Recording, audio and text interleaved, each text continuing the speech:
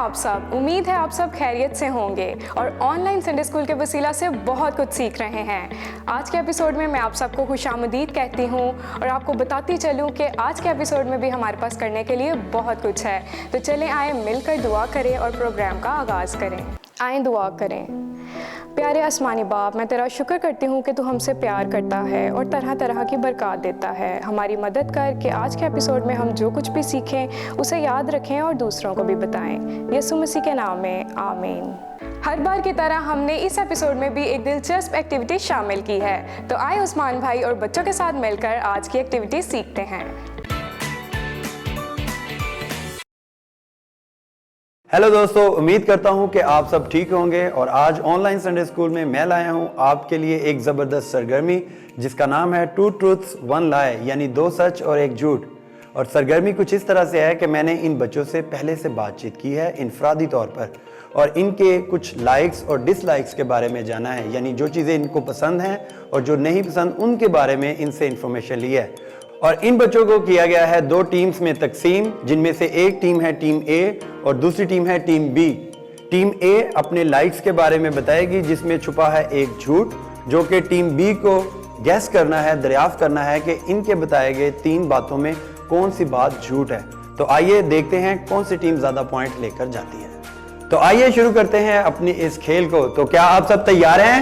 Yes! Team ए में से कोई एक शख्स अपने बारे में तीन बातें बताएगा और टीम बी आप में से कोई भी शख्स गैस कर सकता है कि इसमें से कौन सी बात झूठ है। तो आपकी टीम के पास आप में से कौन पहले जो है वो अपने बारे में तीन बातें बताएगा? ओके, समरना बताएंगी टीम बी को अपने बारे में तीन बातें जिनमें से दो सच और एक झूठ है। टीम बी को गैस करना है कि वो कौन सी बात है जो समरना के मुतालिक झूठ है। मुझे सिंगिंग करना पसंद है, मुझे कुकिंग करना पसंद है और मुझे मोटर बाइक चलाना पसंद है।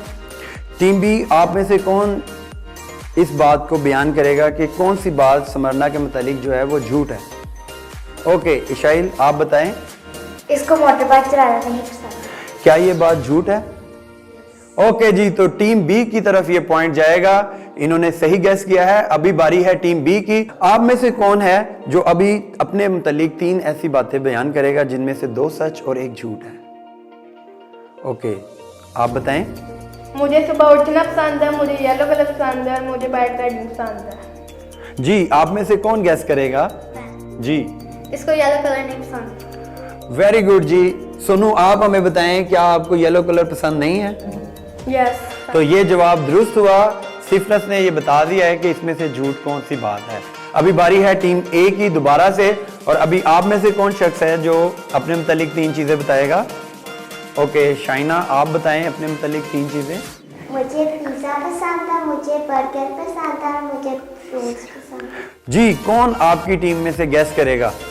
ओके सर, आप बताएं। इसको फ्रूट्स नहीं पसंद। वाह, क्या शाइना आपको फ्रूट्स पसंद है या नहीं? नहीं। ओके, तो ये जवाब दुरुस्त है। तो ये पॉइंट टीम बी को गया है। अभी फिर से हम टीम ए की तरफ आते हैं और इनसे पूछते हैं कि इनमें से कौन अपने मुतालिक तीन चीजें बताना चाहेगा? Okay, Stephenson. मुझे वायलिन बजाना पसंद है, मुझे तैरना पसंद है और मुझे साइकिल चलाना पसंद है। जी, आपकी टीम में से कौन गैस करेगा कि इनमें से कौन सी बात जो है वो झूठ है? जी, आप बताएं। इसे स्विमिंग करना नहीं पसंद, मुझे पसंद है। और ये पॉइंट गया है टीम ए की तरफ। इनको स्विमिंग करना पसंद है, जबकि आपने बोला कि ये झूठ है, इनको स्विमिंग करना पसंद नहीं है। लेकिन सिफरस कह रहे हैं कि इनको स्विमिंग करना पसंद है। तो अभी एक मरतबा फिर से टीम बी की तरफ जाते हैं और पूछते हैं आप में से अभी कौन अपने मुतालिक तीन चीजें बताएगा? जी सर, आप बताएं।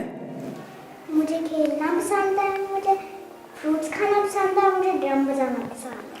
जी, आपने तीनों बातें सुन ली हैं। अब आपके पास चांस है कि आप इस गेम को जीत सकें और उसके लिए आपको बताना है कि इन तीन बातों में से कौन सी बात जो है वो झूठ है।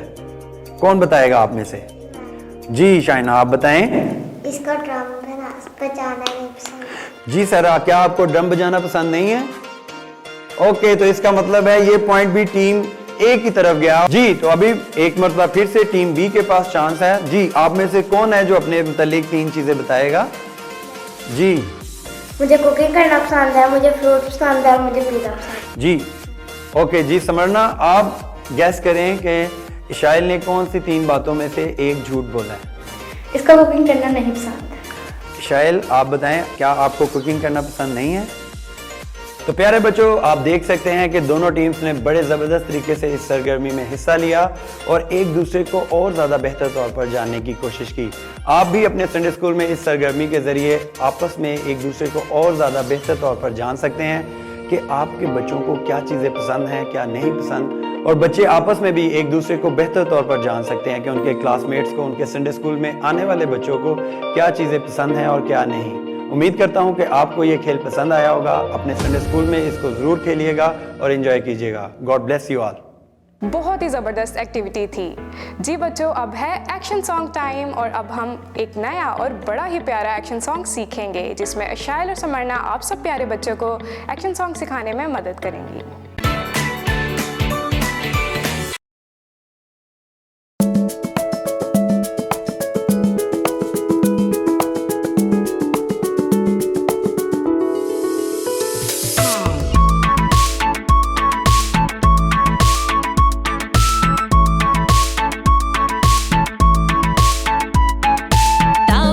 चरवाहा भेड़ों का निगहबान, हमद खुदा की करता जो था उसका चौपान। दाऊद था चरवाहा भेड़ों का निगहबान, दाऊद था चरवाहा भेड़ों का निगहबान, हमद खुदा की करता जो था उसका चौपान। दाऊद था चरवाहा।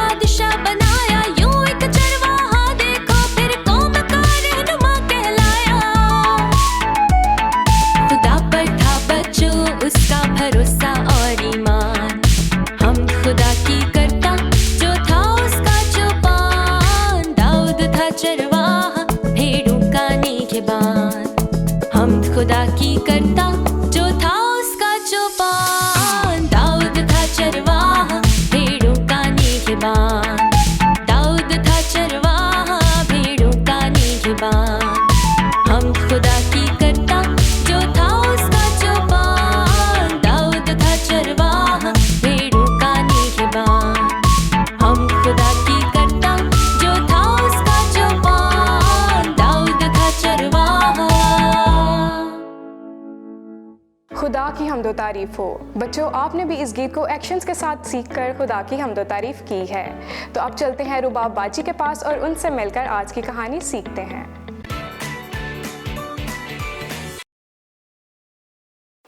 प्यारे बच्चों, मेरा नाम है रुबाब रज़ा और ये है स्टोरी टाइम। बच्चों, क्या आप मुझे बता सकते हैं कि आप में से कितने ऐसे बच्चे हैं जो अपने बहन भाइयों में से सबसे छोटे हैं और अक्सर उनकी मर्जी की बात सुनी नहीं जाती। शायद इसी वजह से वो बहुत शरारती हो जाते हैं और बुरा भी महसूस करते हैं। लेकिन मैं आपको ये बताना चाहती हूँ कि ख्वाह हम बड़े हों या छोटे, खुदावंद की हमारी ज़िंदगी में हमेशा एक मखसूस मर्जी होती है और जब हम उसकी मर्जी को पूरा करते हैं तो खुदा हम सबसे खुश होता है। आज हम ऐसे ही एक नौजवान लड़की की कहानी सुनेंगे जिसने खुदा की मर्जी को पूरा किया और खुदा ने उसको बहुत सी बरकतें दी। बहुत साल पहले की बात है कि सैमुअल नबी ने साउल को बनी इस्राएल के बादशाह के तौर पर मसा किया। साउल ने बनी इस्राएल के लिए बहुत सी जंगें लड़ी और बहुत सी फतूहात भी हासिल की, लेकिन फिर यूं हुआ कि उसने खुदा की नाफरमानी की और खुदा की मर्जी को पूरा नहीं किया। तब खुदावंद ने सैमुअल को हुक्म दिया कि वो बनी इस्राएल के लिए एक नए बादशाह को मसा करे और खुदावंद ने उसको बताया कि वो यस्सी के घर को जाए। प्यारे बच्चों, यस्सी के 8 बेटे थे। वो सब बहुत ही खूबसूरत और कदावर थे। बच्चों, यस्सी के सबसे छोटे बेटे का नाम दाऊद था। वो कदो कामत में तो छोटा था लेकिन बहुत बहादुर था और अपने बाप की भेड़ बकरियां चराता था। एक दिन यूं हुआ कि वो अपनी भेड़ बकरियों को जंगल में किसी इलाके में चराने को लेके गया। वहाँ ऐसा हुआ कि एक बहुत बड़ा शेर आ गया और उसने भेड़ों पर हमला कर दिया और भेड़ का एक छोटा बच्चा अपने मुंह में दबोच लिया। जब दाऊद को ये पता चला तो वो शेर के पीछे भागा और शेर को उसके बालों से पकड़ लिया और भेड़ का वो बच्चा उसके मुंह से छुड़ा लिया।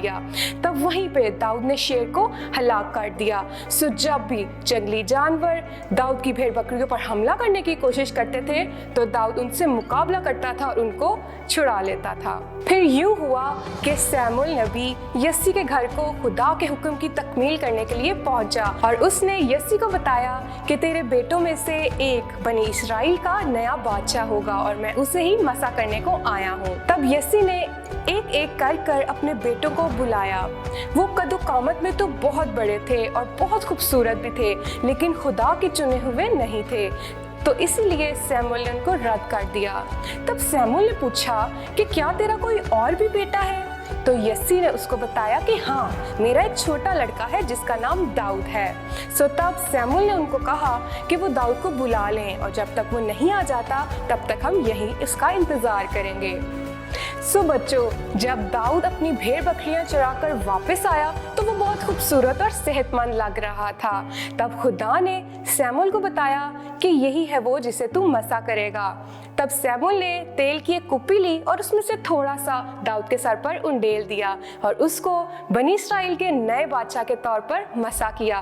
तब से खुदा का रूह दाऊद के साथ रहने लगा। क्या आप जानते हैं कि दाऊद एक बहुत अच्छा मौसीकार भी था? वो बरबत बजाता था और गाता भी था। उसने बहुत से ज़बूर भी लिखे जिससे हमें पता चलता है कि दाऊद खुदा से किस कदर मोहब्बत रखता था। और बच्चों, खुदा भी दाऊद से बहुत प्यार करता था और उसकी फिक्र करता था।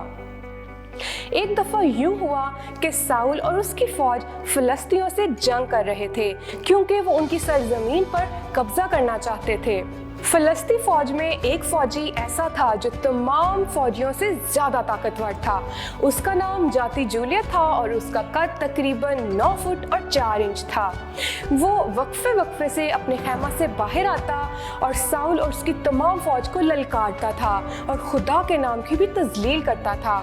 इस वजह से साउल और उसकी पूरी फौज, जिसमें यस्सी के 3 बड़े बेटे भी शामिल थे, उससे बहुत खौफजदा थे।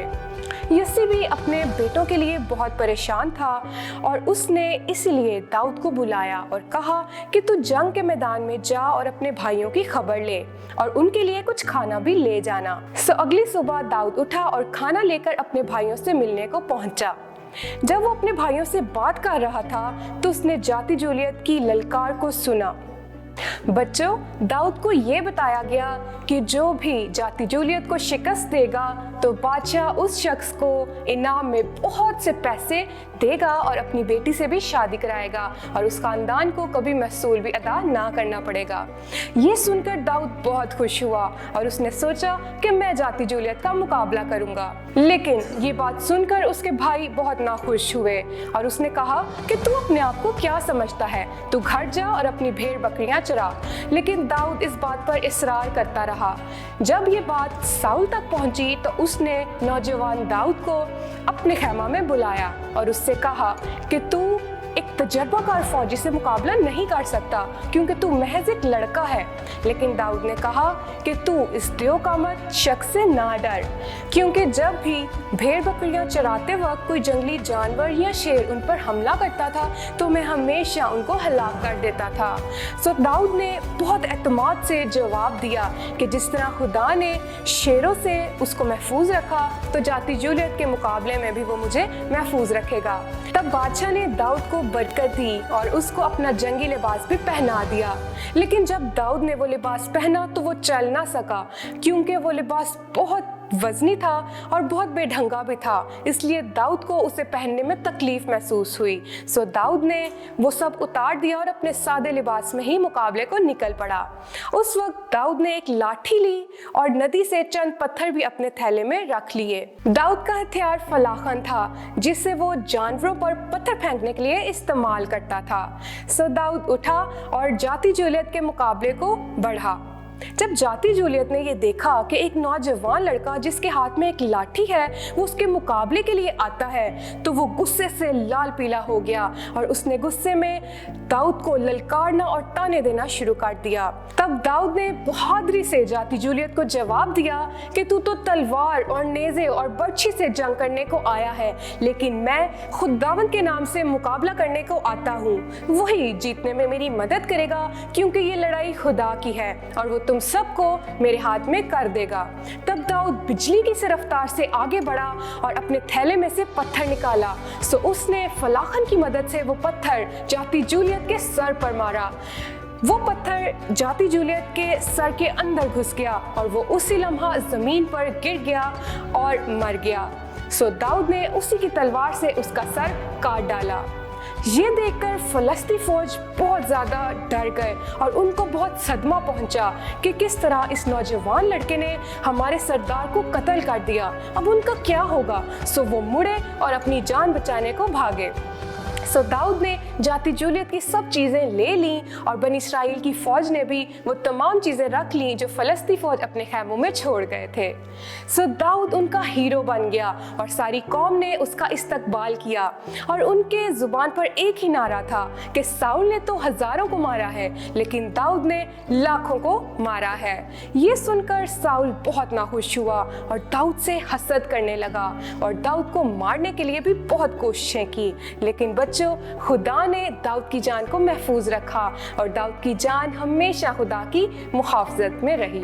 सो बच्चों, फिर यूं हुआ कि साउल की वफात के बाद दाऊद को कौम बनी इसराइल का बादशाह मुंतखब किया गया जिसके लिए उसको पहले से ही मसा कर दिया गया था। सो इस तरह से दाऊद की ज़िंदगी में खुदा की मर्जी पूरी हुई और खुदा ने दाऊद के बारे में ये भी कहा था कि एक शख्स मुझे मेरे दिल के मुआफिक मिल गया है।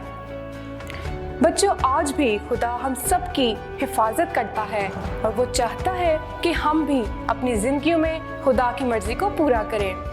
खुदा की हमारी ज़िंदगियों में ये मर्ज़ी है कि हम खुदा के बेटे हमारे खुदावंद यीशु मसीह पर ईमान लाएं क्योंकि वो हमारा अच्छा चरवाहा है और हम उसकी भेड़ें हैं।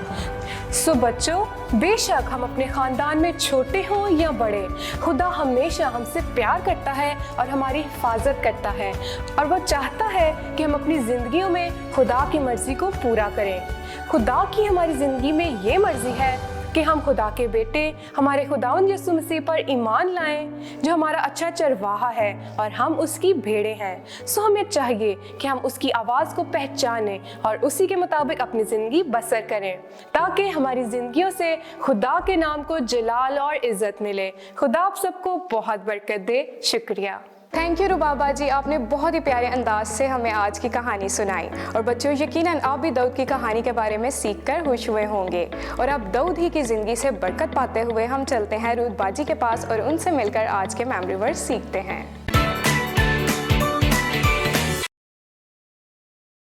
हेलो बच्चों, कैसे हैं आप सब? मेरा ईमान है कि आप सब खैरियत से हैं। आई होप बच्चों कि आपको बाइबल मुकद्दस में से बहुत सी आयात ज़ुबानी याद होंगी।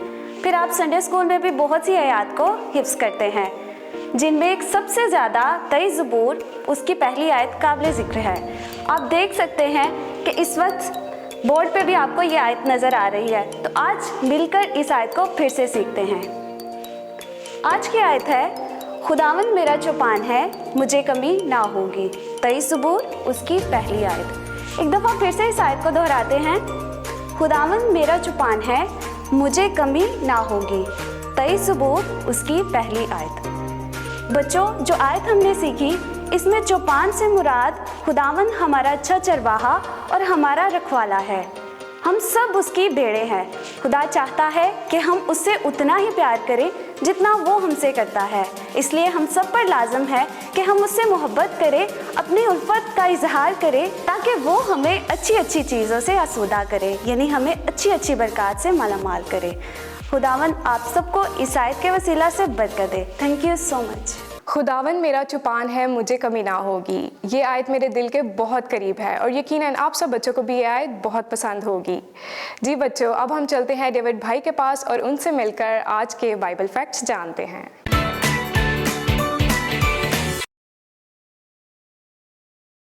जी प्यारे बच्चों, मेरा ईमान है कि ऑनलाइन संडे स्कूल के हर एपिसोड से आपने बहुत बरकत पाई है और आज के एपिसोड से भी आपने बहुत कुछ सीखा होगा।